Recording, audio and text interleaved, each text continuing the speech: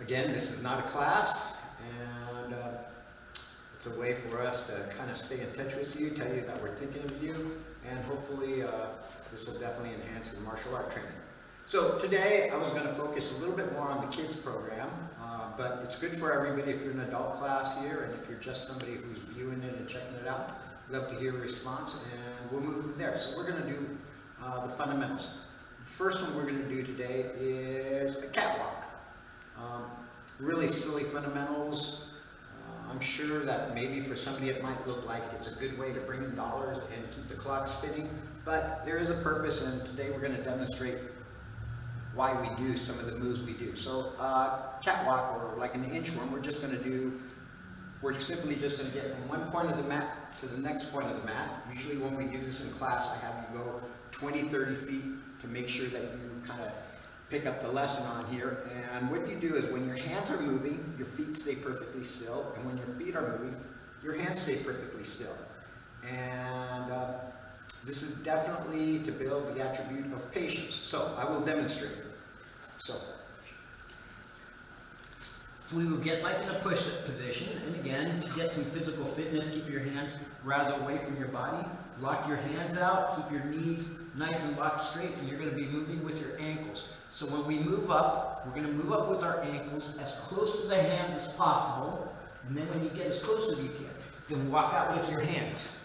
Once again, we're going to move all the way as close as you can, and then we move with the hands.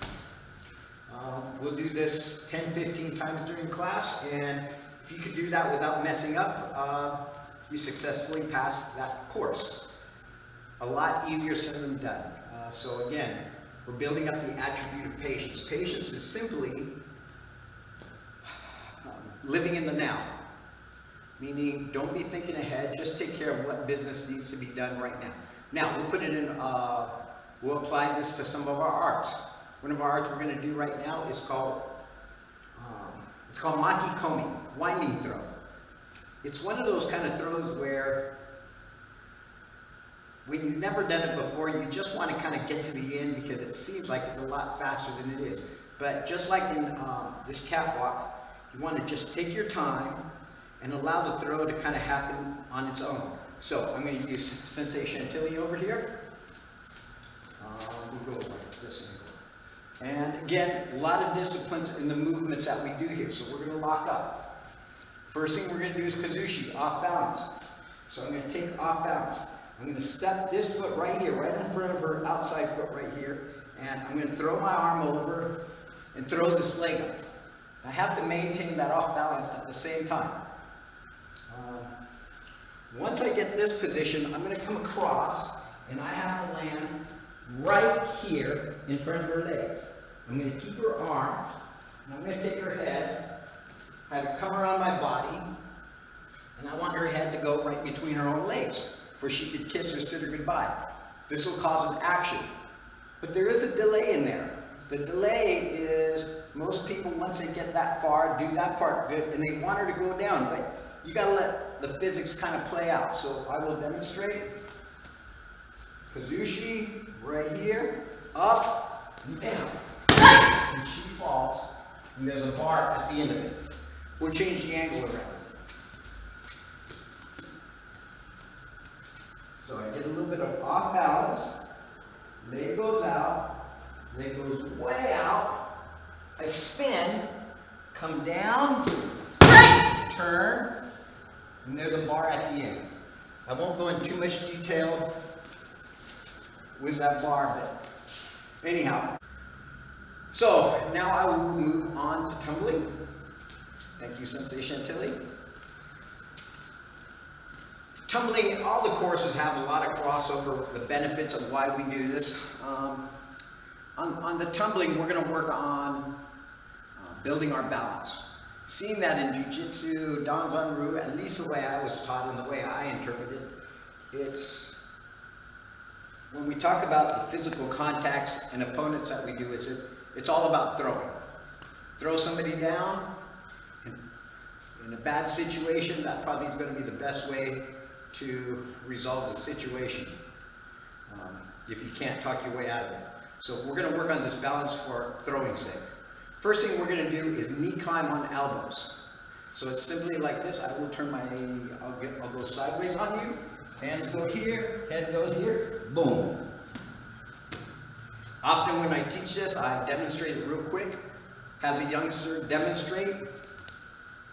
About 20% of kids are pretty good athletes, so they have no problem doing it. The other 80% are pretty much lost. So this would be a good example of knowledge equals power. Except you have one important ingredient, and that's action. You have to take action. You have to listen to what it is and put it into function. If you just listen to it, that's not really power if you don't put action into it. So, step back for a second, and I simply bring a book out, and to kind of balance yourself this way, if I simply take the book, put it out right here, and I let go, it simply falls over. But one of the things I can do to make sure that the book is much more stable is I open it up and set the book down. This creates a triangle here. So now I have like a tripod, just like the camera is set on right there for it to stay still. But once it closes up, it just tends to fall apart. So when I do this, in my mind, I have an imaginary triangle. Sometimes for kids, I'll do it in chalk. My hand will line up in a straight line, hands go to the side. Top of my head, again, follow that center line, just go from the front of the ears to the very top. Sit right here in a nice, good isosceles triangle. Simply lift my knees up, walk up to my knees, place one foot, come up, balance, and there you go. So that's our first step. Next one. Nice triangle, head down, good knee climb. Simply raise your feet, and put your feet on there. For people who are more advanced, it is a way to start learning how to do a headstand if you could separate your feet a little bit from the wall. Okay.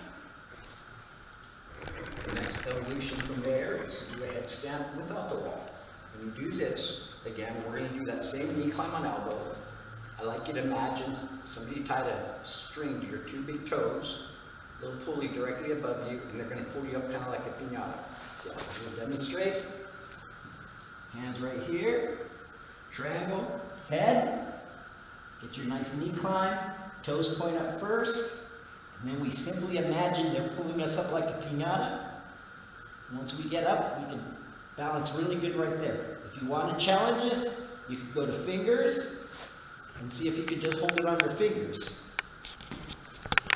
If you can hold it on your fingers, you're pretty well balanced at that point. One of the attributes of teaching these techniques is, firstly, you just simply start off with a knee climb on elbows.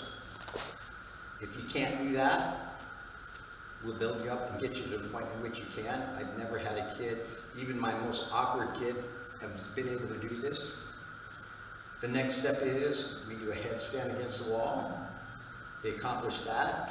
Next one is headstand.